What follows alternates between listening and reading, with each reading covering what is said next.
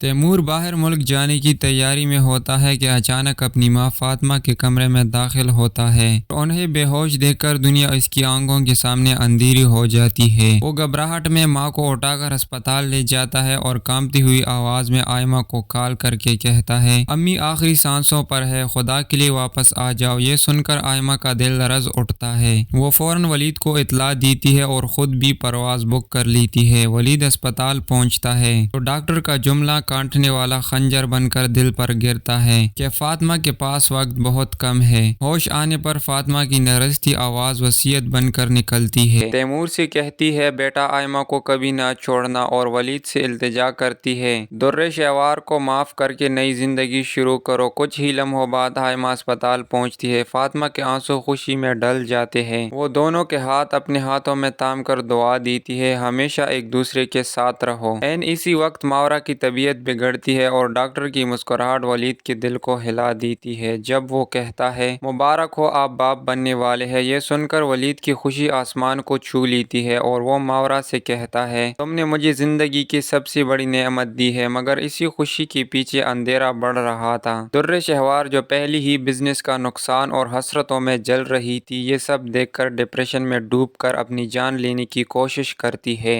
اسپتال لے جایا جاتا ہے مگر ڈاکٹر کے الفاظ تیمور اور ولید کے دل کو توڑ دیتے ہیں۔ یہ صدمے کے ماری اپنی یادداشت کھو بیٹھی ہے۔ تیمور ٹوٹے لہجے میں کہتا ہے، اب اس کا علاج صرف پاگل خانے میں ہی ممکن ہے، اور ولید باہر نکل کر سوچتا ہے کہ در شہوار کو آخر کار اس کے اعمال کی سزا مل گئی۔ وقت گزرتا ہے، ولید اور ماورا کے گھر بچے کی آمد خوشیوں کی روشنی بکھیر دیتی ہے۔ تیمور اور آئمہ بھی نئی زندگی کی شروعات کر لیتے ہیں، مگر در شہوار اپنے انجام کو پاگل خانے کی تنہا اور سرد دیواروں میں قید ہو جاتی ہے۔ ایک طرف محبت اور دعاؤں کی جیت، دوسری طرف حسرتوں اور گناہوں کا انجام۔ یوں یہ کہانی ایک شاندار اور پر اثر انجام کے ساتھ ہمیشہ کے لیے دلوں میں نقش ہو جاتی ہے۔